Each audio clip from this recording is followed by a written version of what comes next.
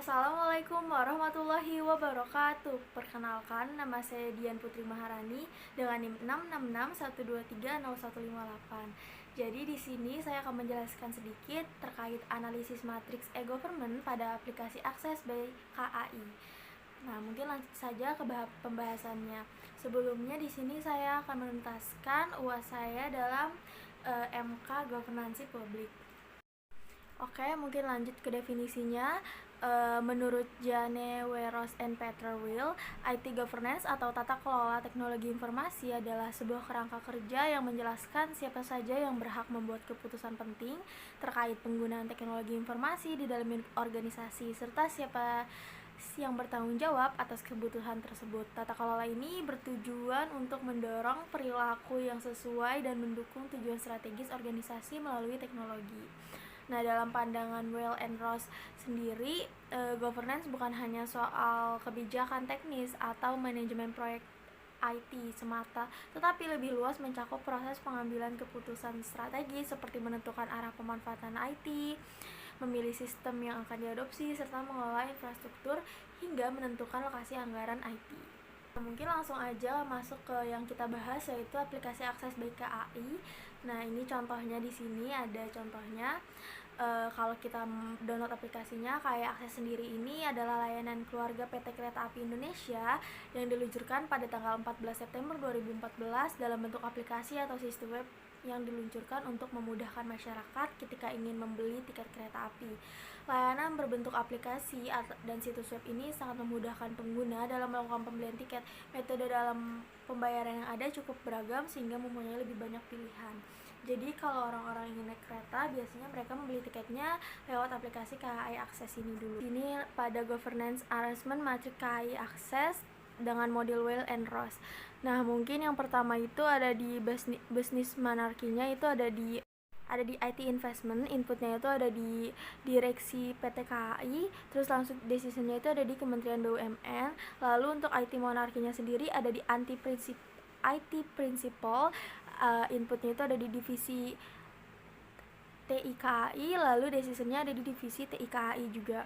Selanjutnya mungkin ada di IT arsitektur, decisionnya itu ada di divisi TIKAI, lalu di IT infrastruktur strategi itu inputnya ada di divisi TIKAI.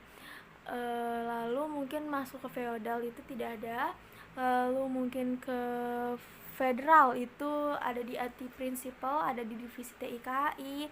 Lalu IT arsitektur ada di divisi TI plus vendor. Lalu decisionnya ada di direksi KAI. Lalu di IT infrastruktur strategisnya itu ada di divisi TI dan vendor. Lalu mungkin business application needs-nya itu ada di direksi pemasaran dan customer service. Lalu decision-nya ada di direksi KAI, dan IT investment-nya ada di vendor infrastruktur.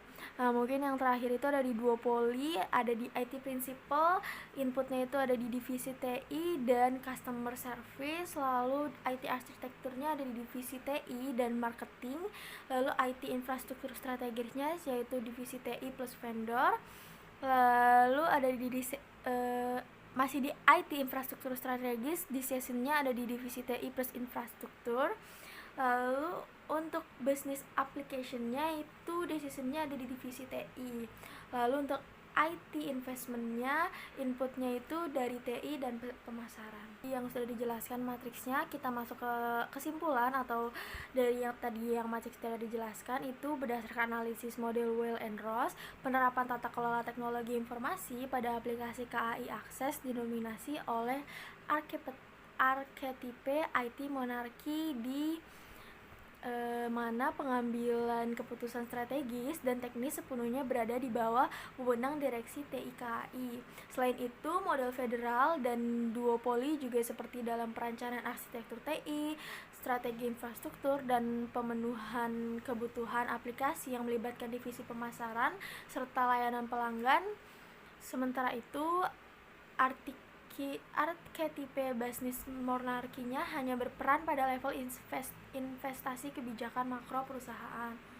Dan pada arketip feodal dan anarki tidak ditemukan karena pengelolaan aplikasi bersifat terpusat, terstruktur, dan mengikuti sistem birokrasi BUMN. Pendekatan tata kelola ini mencerminkan upaya PT KAI dalam memastikan pengelolaan aplikasi KAI Akses berlangsung secara terkendali, terintegrasi, dan selaras dengan tujuan transformasi digital perusahaan.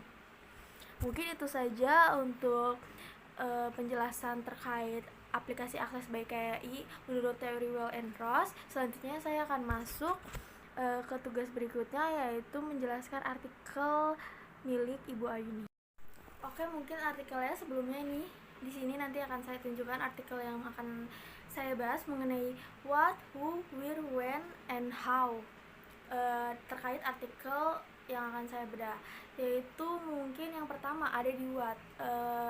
Mengenai artikel ini yaitu e-government adalah penggunaan TIK oleh pemerintah untuk pelayanan publik yang efisien, transparan, dan bebas korupsi. Meskipun banyak masih tahap inflasi modal seperti Simtap di Kutai Timur dan Takalar menunjukkan layanan terpadu yang mengatasi masalah akses, waktu, dan suap. Lalu untuk bagian W, yaitu dari Ayuning Budiati menulis artikel ini, Kominfo bertanggung jawab atas governance di Indonesia didukung pelopor daerah seperti Takalar dan Kutai Timur serta bermitra dengan negara maju seperti Korea Selatan dan Singapura. Selanjutnya untuk bagian where, ada di e-government diterapkan di seluruh Indonesia dari pusat hingga pemerintah dengan Kutai Timur dan Takalar sebagai contoh sukses, dan domain resmi pemerintah menggunakan .co.id. Lalu untuk bagian when, yaitu mungkin masuk ke bagian when, yaitu di mana e-government resmi diperkenalkan pada 2001, yaitu Inpres nomor 6 dengan berbagai inisiatif sejak 1999 dan target implementasi menyeluruh pada tahun 2005. Lalu mengapa penting untuk meningkatkan layanan efisien dan akuntabilitas serta mengurangi korupsi, namun perkembangannya terhambat oleh infrastruktur seperti SDM, koordinasi, dan juga komitmen dari pelaksana. Lalu untuk bagaimana atau how, yaitu dengan cara peningkatan e-government memerlukan infrastruktur TIK, regulasi, kepemimpinan kuat, SDM kompeten, dan berbagai informasi seperti yang ditunjukkan dengan oleh Simtap yang meramping birokrasi dan mengurangi suap. Mungkin sekian yang dapat saya sampaikan terkait tugas UAS kali ini. Kurang lebihnya saya mohon maaf. Wassalamualaikum warahmatullahi wabarakatuh.